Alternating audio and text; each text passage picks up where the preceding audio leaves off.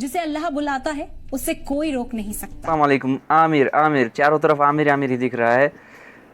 हम इसकी हकीकत बताते हैं। ये लीबिया के रहने वाले जो आमिर जी हैं, ये मेहनत की कमाई से अपनी हज को करना चाहते थे। मेहनत की कमाई करके हज करना चाहते थे, तो रुपया इकट्ठा किया। फिर उसके बाद में पूरा रुपया इकट्ठा किया, पासपोर्ट वगैरह सब बनवाया, सऊदी आ रहे थे हज करने के लिए।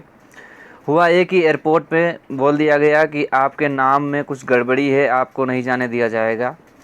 तो इन्होंने क्या किया, सब्र करके बैठ गए, अल्लाह से लौ लगा के बैठे रहे।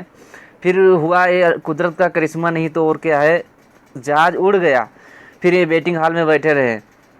बताओ, कुदरत का करिश्मा। जहाज़ उड़ गया, फिर ये वेटिंग हॉल में बैठे रहे। फिर उस जहाज़ में कुछ तकनीकी ख़राबी हो गई, फिर वापस आ गया।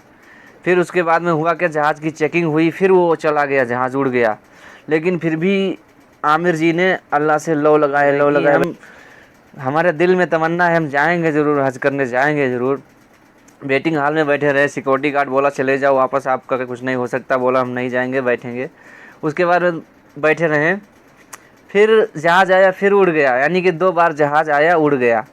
फिर उन्होंने कहा कि अब क्या होगा, सिक्योरिटी गार्ड वालों ने। उन्होंने कहा मैं, अल्लाह का बुलावा है तो जाएंगे ज़रूर, अल्लाह का बुलावा नहीं है तो मैं नहीं जाऊंगा। फिर उसके बाद में हुआ ये, फिर तकनीकी ख़राबी आ गई, फिर जहाज़ वापस आ गया। बताओ, ये कुदरत का करिश्मा नहीं तो क्या है, जीता जागता करिश्मा है। आम आदमी के लिए ऐसे रुकता नहीं, जहाज़ उड़ गया उड़ गया। ये तो सब आप सभी लोग समझते हैं, कितना टिकट कैंसिल होते हैं, कुछ नहीं होता। लेकिन फिर जहाज़ वापस आ गया। फिर आखिर में हुआ ये कि पायलट ने खुद ऐलान कर दिया कि ये जो सीट खाली है, इस सीट का शख्स जब तक नहीं आएगा तब तक मैं नहीं उड़ाऊंगा, इनकार कर दिया।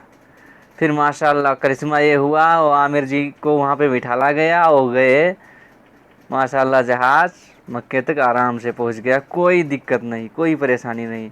ये अल्लाह का करिश्मा नहीं तो और क्या है। आज के ज़माने में करिश्मा देखने वाले लोग परेशान रहते हैं कि अल्लाह की कुदरत का करिश्मा नहीं आता, करिश्मा नहीं आता।